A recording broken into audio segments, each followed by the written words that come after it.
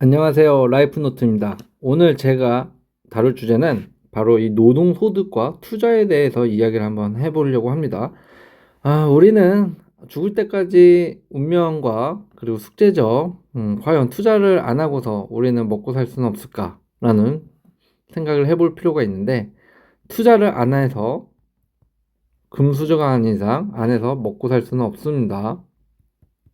네, 왜냐하면 여러분들은 돈을 죽을 때까지 벌어야 되는 사람입니다. 물려받는 게 없죠. 건물도 물려받은 게 없습니다. 아버지의 회사를 물려받을 것도 없습니다. 아버지는 그냥 일반적인 회사원이었으니까요. 그러면 여러분들은 뭐죠? 현재 일반적인 회사원일 겁니다. 사업을 한다고 해도 자영업자일 거고, 자영업자더라도 돈을 많이 버는 자영업자는 아닐 겁니다. 때문에 우리는 죽을 때까지 일을 해야 되고, 투자도 계속 해야 되는 이유인 거죠. 그래서 제발 안에서 좀 먹고 살 수 있으면 좋은데 안에서 먹고 살 수는 없기 때문에 과연 우리는 여기서부터 어떻게 벗어나야 될지에 대해서 한번 이야기해 보려고 합니다. 간단하게. 자, 워렌 버핏이 이런 말을 했습니다.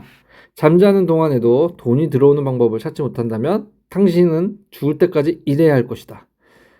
결국 죽을 때까지 일해야 돼요, 우리는. 네, 죽을 때까지 일해야 된다. 뭘 하지 않으면 잠자는 동안에도 돈이 들어오는 방법을 찾지 못한다면, 이거를 꼭 지똑지키를 할 필요는 없지만 결국 뭐냐면, 잠자는 동안에 돈이 안 들어와도 내가 일하지 않아도 돈이 굴러오는 시스템을 만들어 놓으면 된다는 겁니다. 근데 꼭 이걸 직독직해를 해서 잠자는 동안에도 돈이 들어오는 방법을 찾으려고 하는 사람들은 바보입니다. 네. 어쨌든 다시 본론으로 돌아와서, 일단 여러분들이 일하지 않아도 돈이 굴러오는 시스템 구축. 네, 이게 중요한 키포인트죠. 여기엔 뭐가 있죠? 돈이 굴러오는 시스템이 뭐가 있을까요? 1번, 내 회사를 차린다. 네. 2번, 투자죠.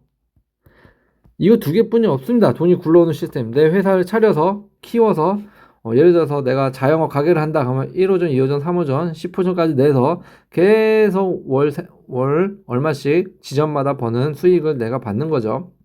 인건비 떼고 보증금 떼고 월세 내고 나면, 관리비 내고 나면 내 돈으로 들어오는 시스템을 만들어 놓는 방법이 있죠.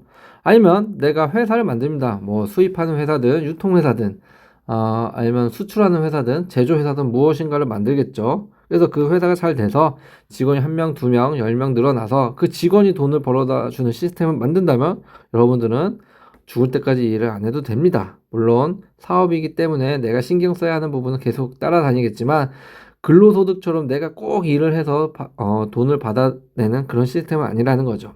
그럼 투자는 뭘까요? 주식도 있을 수 있고, 뭐 배당주 같은 ETF 같은, 내가 얼마 이상을 넣으면 월 얼마만큼 나오는 그런 배당주 같은 투자 방식이 있겠죠. 꼭 주식의 시세 차이나 비트코인 같은 시세 차이만 얘기하는 건 아닙니다. 이 투자는. 아니면은 정말 건물을 하나 분양받거나 상가 건물을 분양받아서 이제 세입자를 들여서 내가 월세를 받는 방법도 있죠. 이것도 투자죠. 이만큼 우리는 이 돈이 들어오는 시스템을 만들어 놔야 되는 겁니다. 이런 방법으로. 자, 투자의 중요성은 몇 번 해도 장소가 아닙니다. 주변에 귀 따갑게 계속 뭐 투자해라 뭐 투자해라 하면 꼭 그 투자의 정보를 엄청 믿으면서 투자를 할 필요는 없지만, 해서도 안 되지만, 적어도 투자를 해서 뭘 해야 된다라는 친구나 주변 지인들의 말은 계속 되새겨 볼 필요가 있다라는 거죠. 대부분 우리 중소기업 월급들은 얼마 정도 하죠? 초봉 200만 원대에서 300만 원 후반대까지 갑니다. 네. 근데 이 300만 원 후반대를 젊었을 때 받으면 그나마 괜찮은데, 보통 이제 정말 안 좋은 안 좋은 회사 같은 경우에는 은퇴할 시점까지 요 월급 받다가 끝나는 경우도 있다고 해요. 그리고 많아봐야 400만 원대에서 보통 은퇴를 합니다. 네.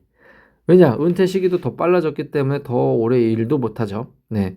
어쨌든 대부분 평균적으로는 이 구간에 들어온다는 거죠. 그러면 이 200만 원 월 300만 원이라는 거를 배당주를 환산을 하면, 배당률 8%짜리에 5억 정도 투자하면 월 280만 원 정도가 나옵니다. 여기에는 이제 시세 차익 같은 시세 차익이 올라서 나는 이런 이익은 배제한 겁니다. 네.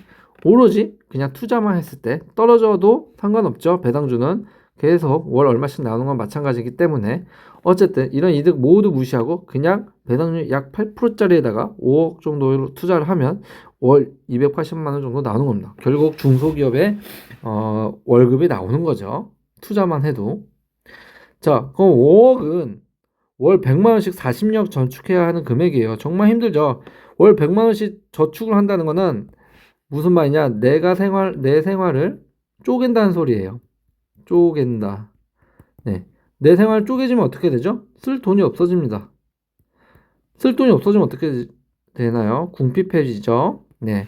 내 생활이 궁핍해집니다. 궁핍해지는 걸 40년 동안 참아가면서 해야 벌 수 있는 돈입니다. 이게 젊은이들이 가장 못하는 부분이고 어려워하는 부분이죠. 왜냐? 궁핍한 생활을 할 수가 없는 게 젊은이들입니다. 네. 그런데 잘 생각해 보자고요. 이 5억이라는 돈은 매우 큰 돈입니다. 이런 시드머니는 못 모으는데 저는 그래도 이 5억이라는 돈은 우리가 아예 번접할 수 50억이 아니잖아요. 5억이잖아요. 그러면 번접할 수 없는 돈은 아니다. 이게 제가 내리는 결론의 말씀입니다. 자, 노동소득으로 부자가 될 수는 없습니다. 노동소득을 근로소득이죠. 결국 노동소득이라는 건 근로소득. 네, 근로로 바꿀게요. 근로소득을 부정하지는 않습니다. 꼭 일을 해야 되죠. 모두가 투자하고 살 수는 없죠. 모두가 사업가가 될 수는 없습니다. 모두가 다 자영업자가 될 수는 없습니다. 하지만 적어도 근로소득으로 돈을 벌고 있다면 의지해서 살아갈 수는 없다라는 거예요. 분명한 겁니다. 제가 말하는 건 뭐 증여받거나 물려받은 거 빼고 오로지 내 힘으로 살아가야 되는 사람들에 한해서 얘기를 하는 겁니다. 근로소득에 의지해서 살아갈 수는 없어요, 여러분들. 제발 투자 공부도 하시고 사업 준비도 계속 하셔야 됩니다. 안 돼도 계속 하세요. 네. 왜냐하면 여러분들의 근로소득은 한계가 있고 총량도 한계가 있고 기간도 한계가 있습니다. 근로소득 때문에 한계가 없는 사업이나 투자로 옮겨 타야 된다는 겁니다. 투자는 무조건 젊을수록 좋습니다. 어릴 때일수록 망해도 다시 일어설 수가 있죠. 어려야. 워렌 버핏은 중학교 때부터 투자를 했다. 투자는 많은 경험이 쌓이는 데이터가 필요는 합니다. 그렇다고 잃고 나서 그걸 수업료라고만 생각을 하면서 계속 투자를 할 수는 없겠죠. 분명한 거 공부와 지식이 필요합니다. 하지만 경험도 분명한 건 필요합니다. 되도록 작은 금액을 어릴 때 많이 투자해서 얻고 잃고 네, 이런 데이터가 계속 플러스 마이너스를 데이터를 축적을 해놔야 적어도 투자의 귀재까지는 아니더라도 내가 투자를 했을 때 손해보지 않는 방법은 터득하게 하게 될 겁니다. 그래서 제발 어릴 때는 투자를 해야 되기 때문에 버는 돈을 술 먹고 아니면 친구들이랑 노는데 쓰지 말자. 시드머니를 모으는데 쓰자. 제발 시드머니를 구축해야 합니다. 이거 꼭 하세요. 시드머니 꼭 모으세요. 젊은이들, 20대들. 안 그러면 정말 3, 40대 때 후회할 겁니다. 그러면 저는 국민연금에 제 미래를 맡길게요. 다달에 얼마씩 나온다는데요. 여러분, 요즘 세대는 국민연금이 존재할지도 모릅니다, 나중에. 지금도 국민연금이 뭐 몇 년도가 되면 고갈이 된다, 뭐 이런 말 많이 들을 거예요, 기사에서. 지금 노인 인구만 많아지고 젊은 애들이 없어지기 때문에 이 돈을 젊은 사람들이 노후가 됐을 때 절대 타 먹을 수가 없습니다. 때문에 제발 근로로 인하여 소득이 여러분들 열심히 일해서 맞바꾼 그런 회사 생활에서 얻은 이 소득을 많이 모아 놓으세요. 많이 모아 놓을 수 있을 때. 전 대기업 다녀서 연봉이 높아서 좀 써도 돼요. 그러면 더 모으세요. 네. 대기업은 여러분들을 밥 먹여줄 수는 있어도 여러분들 노후까지 책임져 주진 않습니다. 대기업 회장님은 편하겠죠. 하지만 여러분들의 열심히 공부한 방법은 공부하여 취직한 그곳은 여러분들의 노후를 절대 책임져 주지 않습니다. 대신에 많이 모아놓으면 책임져 줄 겁니다. 대기업은 중소기업에 비해서 노후를 더 잘 살 확률이 높아지는 거지 무조건 대기업 나온다고 노후에 잘 살지는 건 아닙니다.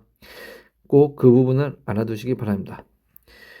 간단하게 저희 투자와 그리고 죽을 때까지 뭐 투자를 해야 하는 이유에 대해서 이렇게 말은 했지만 좀 어떻게 보면 서글픈 이야기지만 해야 하는 건 해야 하는 겁니다. 여러분들. 그래서 너무 좌절하지 마시고 어떤 내가 목표로 한 금액이 있으면 사실 뭐 10억, 100억 이렇게 잡는 거 아니잖아. 1억부터 잡으시고 1억이 3억 되는 건 순식간이에요. 정말이에요. 그리고 3억이 5억 되고 6억 되는 것도 정말 빨리 될 수 있습니다. 때문에 먼저 적은 금액부터 목표를 한다면 절대 투자에 저는 실패하지 않을 거라고 봅니다. 그 이후의 변화는 여러분들이 직접 느껴보시면 아, 그렇구나라는 거를 나중에 깨닫게 될 겁니다. 이상 라이프노트였습니다. 시청해주셔서 감사합니다.